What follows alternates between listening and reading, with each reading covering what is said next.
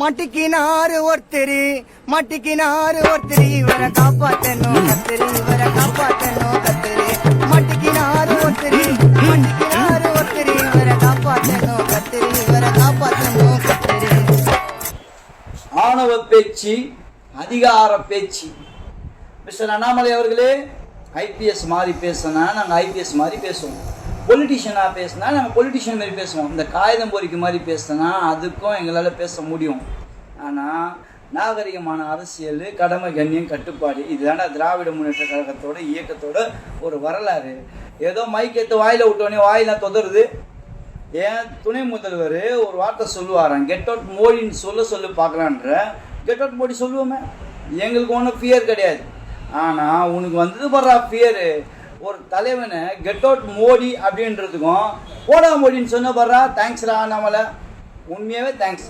சிறப்பான நீ பேசின பேச்சை அப்படியே அந்த வீடியோ பதிவு எடுத்து பாரு. மனசாட்சியே இல்லாமல் ஒரு உலக தலைவர்ன்ற பிரதம மந்திரி ஒரு உலக தலைவருன்ற போடான்ற. எங்கள் திமுக காரங்க யாருன்னா ஒரு ஆள் போடா மோடின்னு எங்கன்னா பேனர் பார்த்துருக்கீங்களா? எங்கன்னா ஒரு பதக்கம் பார்த்துருக்கீங்களா? ஏன்டா அப்படி தலைவர் மாதிரி இரு. ஒன்று உண்மையாக இரு. உன் தற்கொலைக்கும் உன் தற்பெருமைக்கும் ஒரு வித்தியாசம் போயிடுச்சப்பா. இங்கே பாரு, இங்கே ஆடுற ஆட்சி வேறு மாதிரி ஆட்சி.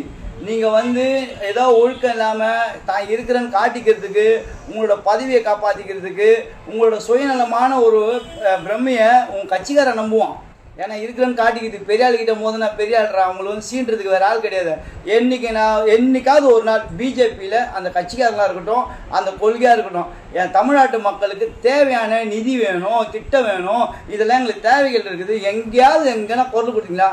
பிரிவினை தவிர ஒன்று கிறிஸ்டினாலிட்டி, ஒன்று முஸ்லீம், இல்லை எங்கேயாச்சும் இனப்பிரச்சனை, இல்லையா ஜாதி பிரச்சனை, இந்த சிண்டு வேலை பார்க்குறதுக்கு, இல்லை அவதூறு வழக்கு, இவர் இப்படி பேசிட்டாரு, அவர் இப்படி பேசிட்டாரு, இந்த விவாதம், இதை தவிர என்னடா செய்றீங்க நீங்கள்? தமிழ்நாட்டுக்கு என்னடா பிரச்சனை?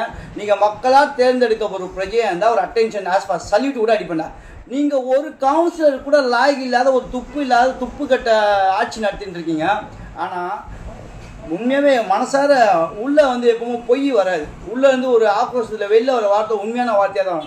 போடா மோடின்னு சொல்லிட்டியாப்பா, அதுதான்ப்பா எங்களுக்குள்ள ஒரு பிரதம மந்திரின்னு தயவுசெய்து மனசில் வச்சுங்க. அவர் உங்கள் தலைவர் தான், உலக தலைவர்னு வார்த்தை விடுற. போடா மோடின்னு எங்கள் திமுக காரங்க யாரும் போடா மோடின்னு சொல்லவே இல்லையே. 10 வாட்டி நீயே அந்த ரீவைண்ட் பண்ணி பார்க்கும்போது அவ்வளோ கஷ்டமாக இருந்தது. ஒரு தலைவனுக்கான அழகே இல்லாமல் ஆக்கிட்டியாப்பா நம்மளை.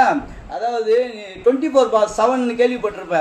உழைப்பாளிக்கு மட்டும்தான் அது தெரியும். இந்த பிரம்ம முகூர்த்தம், இந்த 3:30 மணி 4:30 மணி 5:30 மணிக்கு பயிற்சிக்காரன் தான் எழுந்துப்பான், பேஷனில் தண்ணி வச்சுப்பான், மெடிசனை ஊற்றுவான், அதில் உட்காருவான். அது உலக தலைவராக இருக்கட்டும், நீயா இருக்கட்டும், அந்த மாதிரி எழுந்து இன்னும் ஆணி பிடிங்கிட்டீங்க இல்லையா? தமிழ்நாட்டு மக்களுக்கு ஏன்னா நல்ல திட்டம் எதனா கேட்டு வாங்கிட்டு என்ன முறையிட்டீங்களா? ஒன்றும் கிடையாது நம்மளை. ஏன்னா உங்களோட சூழ்நிலை என்ன தெரியுமா? இப்போ இருக்கிறோம் அரசியல் இருப்பதில் நாங்களே சீண்டினே இருப்போம், சொல்லினே இருப்போம், நாங்களும் இருக்கிறோன்னு காட்டிக்கணும். உங்களுக்கான பட்டுவாடவோ உங்களுக்கு பேச ஏதோ உனக்கு கிடைக்கின்றதா நீ கத்தாத. நீ தரா இல்லாமல் நீ போகிற அப்படின்னா இங்கே அதாவது அடுத்த கட்டத்துக்கு நீ நகர்வு எப்படிதமாக இருப்ப? ஒன்று ஏதாச்சும் ஒன்று பிரிவினைவாதம் பண்ணுவேன், அதை தவிர உனக்கு ஒன்றும் தெரியாது. ஐயோ இப்படி சொல்லிட்டாருன்னு நீ நடிப்பேன். ஏன்னா டெல்லிக்கு போவேன், டெல்லியிலேருந்து வருவேன், ஏதாவது ஒன்று சொல்லுவேன். ஏன்னா அவங்க உன்னை தள்ளுறாங்க. ஏன்னா நீ படித்த படிப்புக்கு தான் உனக்கு அங்கீகாரம் நீ வாயிலே வருது, உன் பதவிக்கெல்லாம் கிடையாது. ஏன்னா நீ மூல வளர்ச்சி இல்லாதாலும் தெரிஞ்சு போச்சு. ஏன்னா 20 வருஷமாக பாத்ரூமே தெரியாமல் அனாமத்தா வெளியில் போன ஆளுக்கு, ஆட்டு பொறுக்கின ஆளுக்கு, மாடை கட்டிட்டு அப்படியோ ஒரு பணிவாக இருக்கிற ஆளுக்கு உனக்கான இந்த விவாதம். இப்போ என்ன அப்படியா பண்ணிட்டு இருக்க? உனக்கு எப்பறம் அந்த செட்டில்மெண்ட் வந்துச்சு, எப்பறம் அவனுக்கு கார் வந்தது, உனக்கு எப்பறம் பில்டிங் வந்தது, சிவகுமார் ஏன்டா தேடிட்டு இருக்காங்க? இந்த கட்டத்துக்கு ஏன்டா போனேன்? அப்போ யார் பந்தா காட்டுறான்? நீ பந்தா காட்டாத தலைவர். ஏன்னா உங்கள் தலைவர் வழி தான் நீ வருவ.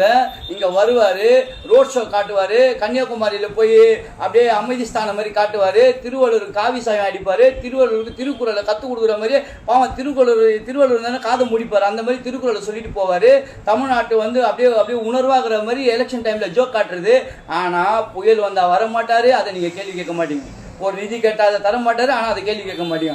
உங்களுக்கு சுயநலவாதிங்கடா டேய். நீங்கள் மட்டுமே வாழ்கிறதுக்கு நீங்கள் மட்டுமே சரியாக மக்களை முட்டாளாக்காதீங்க. ஏன்னா தமிழ்நாட்டு மக்கள் திரும்ப சொல்கிறேன், உன்னோட கட்சிக்காரனே திரும்புவான், உங்களை கேள்வி கேட்பான், உங்களை ஏறி அடிப்பான். இது எதுக்காக சொல்கிறேன்னா, அனைத்து அவதூறுகளையும் எப்படி அனைத்து அவதூறுகளையும் நீங்க பொய் பிரச்சாரம் பண்ணி அவதூறு பரப்புறீங்க பார், அதை உண்மையாவே உங்களுக்கு பதிலே சொல்லாம உழைப்பின் மூலமாக அதை தகத்தெறிந்து அதுக்கான பதிலடி கொடுக்குறாரு பாரு மாண்புமிகு துணை முதல்வர் எங்க இளம் தலைவர். கெத்துடா ஆளான்னு கேட்குற ஆளுதான், கெத்து தான். தொடர்ச்சியா இருக்கிற மாவட்டத்திலே கெத்தா ஹைஸ்கோர்ல அச்சு தூக்கின்னு வந்த ஒரு கிரேடு தான், மக்களால் தேர்ந்தெடுக்கப்பட்ட பிரஜை தான். உனக்கு என்னடா பிரச்சனை இப்போ? உனக்கு ஏன் குத்துது கூட இது? இங்க பாரு அண்ணாமலை, உனக்கு மூல வளர்ச்சி இருக்குதா இல்லையான்னு தெரியல, உனக்கான அழகு இல்லை, உனக்கான தோரணை கிடையாது. நீ எங்கே முட்டி மோதனால எவ்வளோதான் கொட்டுறது? ஒரு எலெக்ஷனாக தேர்ந்தீங்களா? நீ பட்டா கூட திருந்த மாட்டியா? உனக்கு எப்போ தான் அறிவு வருமோ? கடவுளே, நீங்கள் கும்பிட்ற கடவுளுக்கு அதுவே பொருந்தும். ஏதாவது ஒன்று பேசணும்னு பேசாத, படித்த மாதிரி பேசு. இந்த புள்ளி விவரம் கூட இந்த பழைய காலத்தில் இந்த பழைய ஸ்டேட்டஸ் இந்த குரோமு இந்த கூகுளில் சர்ச் பண்ணிவிட்டு அதை வந்து அப்படியே தெரிஞ்ச மாதிரியே பேசாத. நிறைய விஷயம் எங்களுக்கும் தெரியும் அண்ணாமல. நீ போகிற ரூட்டு அதை சொல்லிட்டேனே, அந்த காலையில் எழுந்த ஒன்றுமே நாங்கள் 24/7 மாதிரி உழைக்கிற மாதிரி பேசின பார்த்தியா? இன்னும் ஆணி பிடுங்க சிட்டிக்கு போட்டு சொல்கிறா பார்க்கலாம். என்ன ஆணி நீ பிடுங்கிட்ட, இப்போ என்ன செஞ்சுட்டு இருக்க, நீ என்ன பண்ணிட்டு இருக்க, என்ன மயிர் பதிவின்ற உன் பதவியோ மயிர் பதிவுன்னு உனக்கே தெரியுது. படிச்சதுக்கு தான்டா மரியாதை. அந்த படிப்பு கூட நீ சொன்ன பாரு, எங்களுக்கு சூரியன் பட்ட பிறகு தான் அந்த மாதிரி சூரியன் பட்டாலேயே வளர்ச்சிடா. நீ வந்து இத்தனை மணிக்கு எழுந்து அத்தனை மணி 3:30 மணிக்கு எழுந்து 4:30 மணிக்கு எழுந்து 5:30 மணிக்கு எழுந்தனா உடம்புல ஏதோ வியாதி இது உனக்கு பயிற்சா இருக்கும். அவன் தான் இந்த மாதிரி எழுந்து எதனா ஒன்று உழைக்கணும். அது உழைக்கிறதும் கிடையாது. நாங்கள் எங்களை வந்து கேள்வி 11:30 மணி தான் எழுந்து போகிறேன், நீ என்ன போய் விளக்கு பிடிச்சிருந்தியா? 11:30 மணி தான் எழுந்து போகிறேன் தெரியுமாடா அவனுக்கு? எத்தனை புயல், எத்தனை இரவு, எத்தனை பகல், எத்தனை மாவட்டம், எத்தனை நிலப்பாடுகள், எத்தனை திட்டங்கள் இன்னி வரைக்கும் இப்போ பேசிட்டு இருக்கேன் பற்றியா? இந்த நேரத்தில் கூட ஒரு திட்டம் ஏதாவது நல்ல திட்டம் போயிருந்தாண்டா இருக்கும். இதுதான்டா திராவிட மாடல் அரசு. ஏதோ பேசணும்னு சொல்லி பேசிக்கின்னு தயவுசெய்து படித்த படிப்புக்கும் நீ இருக்கிற பதவிக்கும் உன்னோட நிலையை இழந்துடாத. இது லாஸ்ட் வார்னிங். அந்த ஆள் இந்த ஆள் என்ன தகுதிக்குது, அதாவது இந்த மாதிரிலாம் பேசணும்னு நினச்சின்னா எங்களுக்கும் இறங்கி அடிக்கவும் தெரியும், ஏறி மெரிக்கவும் தெரியும். நம்மளை லாஸ்ட் வார்னிங் இதான், ஃபஸ்ட் அண்ட் லாஸ்ட்டு. இதுக்கு மேலே யாருக்கிட்ட எப்படி மோதணும் வார்த்தைங்களை தயவுசெய்து விடாத. தயவுசெய்து உங்கள் தலைவனுக்கு மரியாதை கொடு. போடா மோடி நாங்கள் சொல்லவே இல்லைப்பா, நீ தான்ப்பா சொன்ன. மகிழ்ச்சி எங்களுக்குன்னு நாங்கள் கூட எங்களுக்கு வந்து கஷ்டமாக தான் போடுவோம். ஏன்னா ஒரு பிரதம மந்திரியே போடான்ட்டியப்பா. தயவுசெய்து உங்கள் கட்சிக்காரன் தான் உன்னை அந்த கேள்வியே கேட்கணும். கண்டிப்பாக இதுக்கு மேலே லாஸ்ட் வார்னிங், இதுவும் கடைசி கட்டம். இதுக்கு மேலே எங்கன்னா வாயை கொடுக்காத. ஒன்று நல்லா படிச்சுட்டு வந்து பண்ணி பேசு. ஏதோ ஒரு 4-5 இன்டர்வியூ வந்து நானும் பேசுன்னு சொல்லி பேசி வாயை கொடுத்து மாட்டிக்காத. உன்னுக்கு நீ தாண்டா கற்றுக்குட்டி. எங்கால் ஏறி அடிச்சா 1.5 டன் வெயிட்டு. உன்னை நாங்கள் கற்றுக்குட்டில, நீ ஆட்டுக்குட்டி தான். ஏன்னு கேட்டினா எப்படி பார்த்தாலும் எங்கால் அடிச்சா 1.5 டன் வெயிட்டு. உன்னை ஆட்டுக்குட்டின்னா போன வெட்டி போட்டா 1.5 கிலோ வெயிட்டு. அவ்வளோதான்டா. டேய் கொஞ்சம் அறிவோடு பேசு. மூல வளர்ச்சி இருக்குதானே தெரில, நிதானத்தை இழக்காத.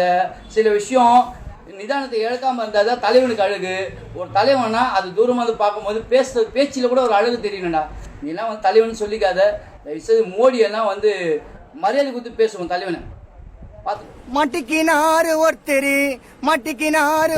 இவரை காப்பாற்றணும், இவரை